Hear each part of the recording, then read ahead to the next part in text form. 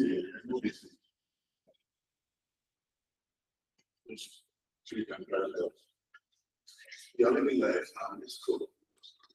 right, good morning. Good morning, everyone, and happy to have you on this episode, on this section. This morning, I will be taking us and I will be driving us on the topic first aid basics every staff should know. And before I start, my name is Chukwafu Victor Elijah. I'm the technical director of the Unicorn Group of Company.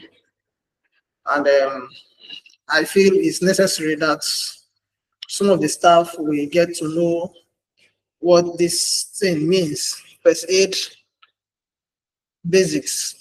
Every staff need to know that you ought to do before you rush anyone or take a decision on someone that is kind of injured or need attention.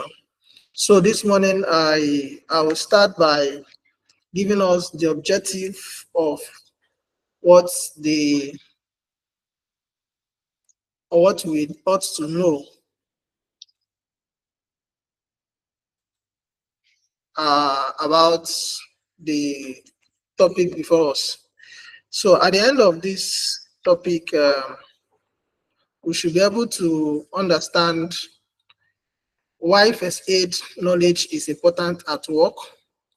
We should also understand that how it saves lives, reduce severity of injuries.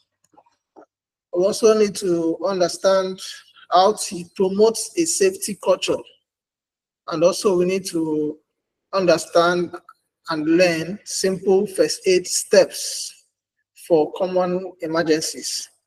I welcome you to this section and stay with me as I move on with this section.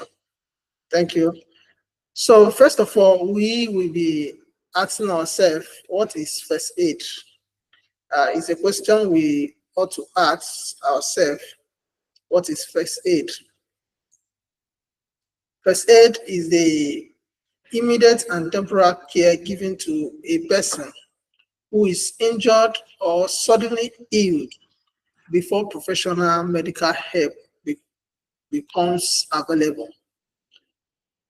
The goal is to preserve life, prevent worsening issue, and promote recovery faster. So this is what first aid is. And I believe we all understood the basics of it. So we have a golden rules of first aid. This is the golden rules of first aid. Number one, you stay calm and assess the situation. Ensure your safety first. Call for professional help immediately. ABC principle, which is airways, clear, breathing, normal, circulation, pulse, and breathing. Now, let me just take us through a little on these golden rules. Let me just explain a little what it means by stay calm and assess the situation. At this point, you need to stop, pause for a second to scan the scene, to see the kind of hazard that happened there. Is it fire? Is it live wire? Is it traffic? Is it chemical? Or is it a split of something? Then you don't check, okay, I'm doing that. Now check the number of people that were injured and the mechanism that you can use to be able to check to recover these people. Then you now do a quick decision on the matter, whereas though you be able to know how to approach it. If it's beyond you, you have to call professionals, you have to call helplines in order to help you. Then two, you need to prioritize safety. If the place, that's why I said stay calm and assess the situation. If the place is not safe for you or you are not having safeties, then you can be able to reach out to people that can be able to be of help. And this situation, ensure your safety first. It's very important. Your safety first, because if you are not safe, you can't save another person. Then that is for ensure your safety first. If you are not safe, you can't save another person. And if you are not using your PPT, that is the equipment that is needed, then it can also be danger for you. And also call for professional help. That doesn't mean that you are weak. It's just because you are not trained in that area. It's probably it's not your area of specialty, or you are a novice to scenarios as this. So you call for professional help so that the person's life can be able to be revived or saved on time. Then we've also talked about the ABC principle. The ABC principle is for you to check the responsiveness first to see if the person is still responding, and by the what to know if the body is still like active. Then you check if the breath, which is the breathing, to check if there is breath coming out of the person is still breathing a little. In that sense, you could know what to do. Then check for pulse. If they check the pulse, that is the vein, to see if it's really pumping blood. In this situation, this is what you do for the golden rules. And kindly note, early treatment can preserve a life. Then we'll talk about cuts and bleeding. You know what to do. Each level plays a role in stopping bleeding for longer time. Yeah, each level of this explanation I'm going to give has what it does at a given time.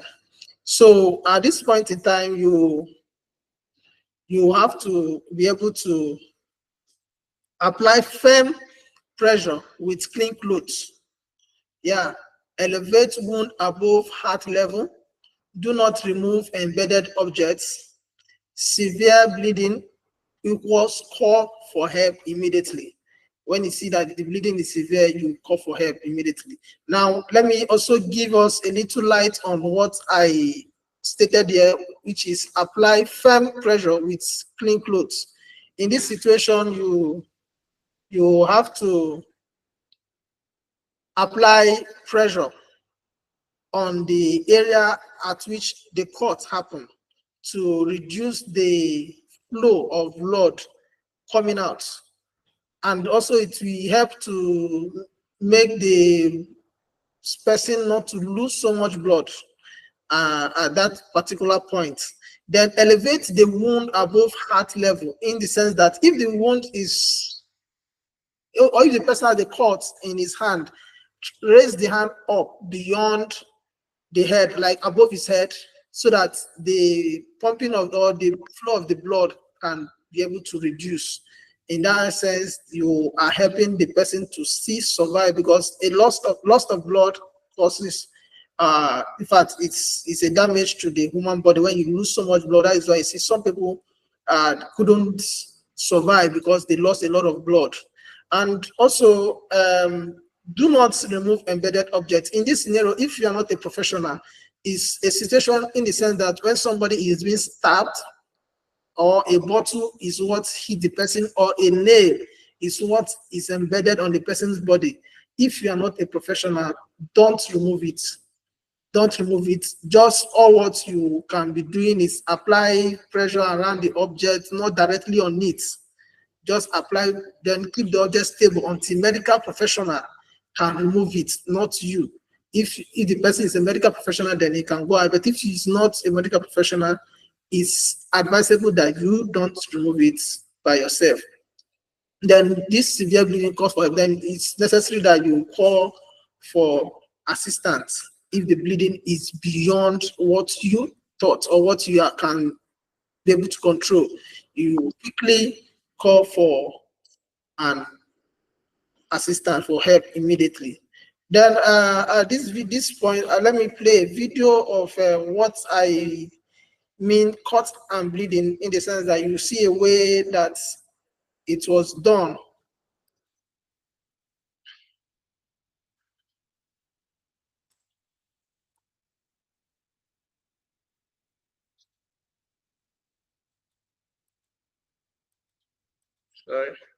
Sorry, pardon me. I'm trying to play the video for us to.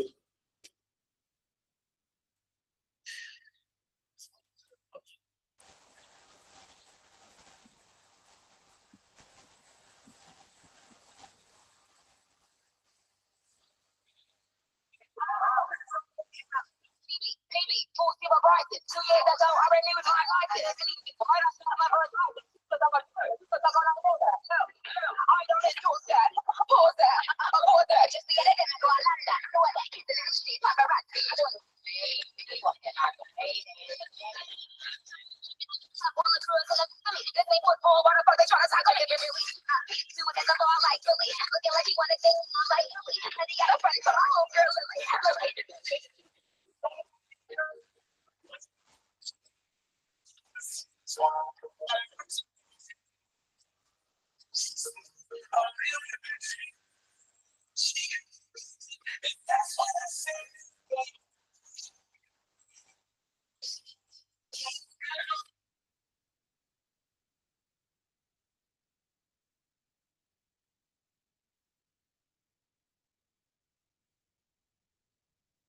So I believe we are seeing the way the video was played out on how you are able to treat somebody who is caught that has a bleed that is bleeding in order to save the person from more other damage, which is very necessary that we do so that the person don't become too conscious and difficult to revive due to loss of blood.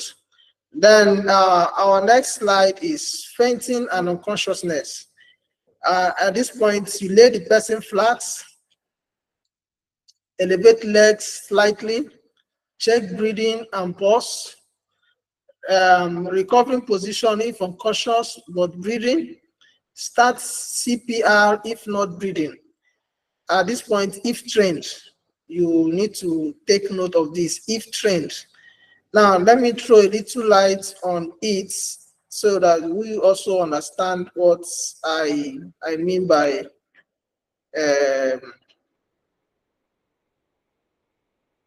lay flat, elevate legs slightly, is in the sense that if someone faints, usually brief loss of consciousness due to reduced flow of blood to the brain. At this point in time, you just raise the leg about 12 inches above heart level, and or probably use cushion, chair, or your hand in order for the blood to flow back to the brain and usually revives them quickly. That revives them quickly. Then check breathing and pause. In this sense, once the person is lying down, immediately check are they breathing normal, and can you feel the pulse at the neck? Then these steps help you decide what to do next. Then that of the recovery position, if unconscious but breathing, we will now see if the person is unconscious but still breathing. At this point in time, you roll back gently onto their side, like you turn them to one side, then keep their head tight back slightly to keep the airways open. Bend the top leg and arm to support the body. In this time, also why this prevent choking in cases they vomit and keeps the airway clear. Then for this, start CPR if not breathing, in the sense that if the person is not breathing normally, call for emergency help immediately. Being CPR, if you are trained, is like 30 chest compression, like you press the chest for 30 times, like for fast center of the chest, like to rescue breath. It's trained and safe to do. Continue until help arrives on the person start breathing, or the person start breathing again. Then, if not trained, focus on hand only. That will truly help. So I actually have a video to show that, but okay. Now we need to know the do's and don'ts of first aid treatment.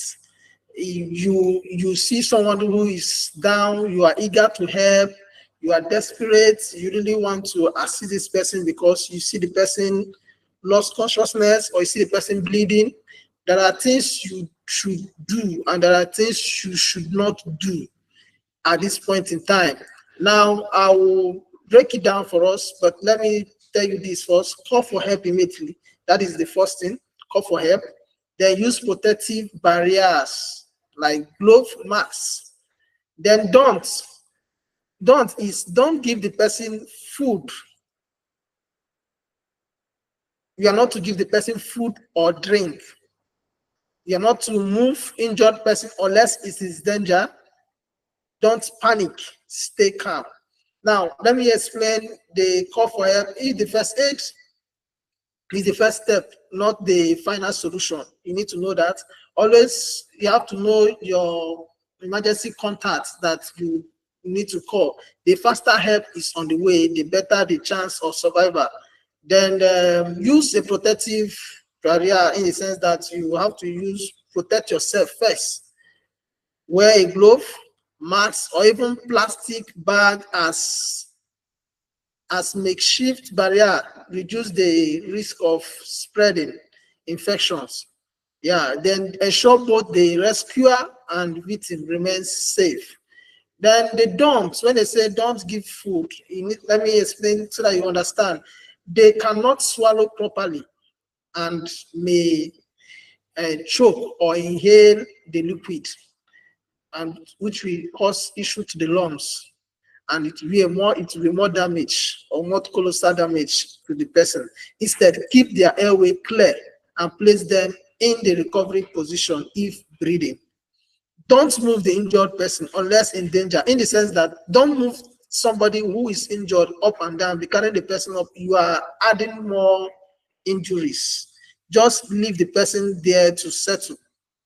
All of these things, that's why you see, probably if you see an accident happen between a bike man or something, you see people just bring him out of the road where car will not hit him and lay the person there to stay. Moving the person around is causing more harm. And it's also quite important for you to stay calm. You don't need to panic. You don't need to, because on how you panic, you are not stable. You can't be able to help because you'll be very poor in making decisions.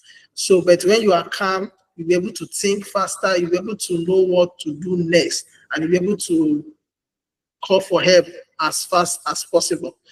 Then take home key or take key takeaways that I feel I need to let us know here is kindly note that, and also I need to emphasize the fact on that don't that do's are about immediate actions and protection. That's are the do's, the thing that you need to do immediately. While the don'ts are about avoiding mistakes that may worsen the situation. So that is for the do's and the don'ts for the first aid. Now, for the key takeaways, I need to let us know that these key takeaways understand that first aid is simple, quick actions that saves life. You need to know that is a simple, quick actions that saves life. Then always prioritize calling professionals. It's very important. If you know that you don't really have knowledge much about it, though that is why we are doing this training or doing this teaching, so that some of us will also know and have the knowledge, so that we don't be ignorant of such thing, in the sense that somebody being conscious or somebody is blended and you do as it comes to your head, not knowing that there are principles or there are ways to this. So always prioritize calling professionals. Then things to know. There are things you need to know. What are you supposed to know? The location of your first aid kits in the office. You need to know where your first aid kit is in the office.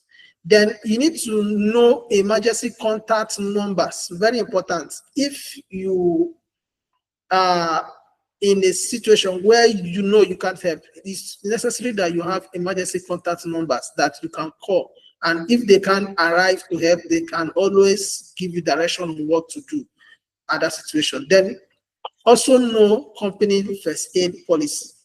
It's very important for any company you're working. Just know their company first aid policy. I believe this helps us, and from everything that we learned this morning was gotten from Wikipedia, from Google, and the YouTube. And I want to say thank you for this wonderful section. And I don't know if we have any question. Thank you, and thank you. If there is any question, I'll be here to answer and give responses.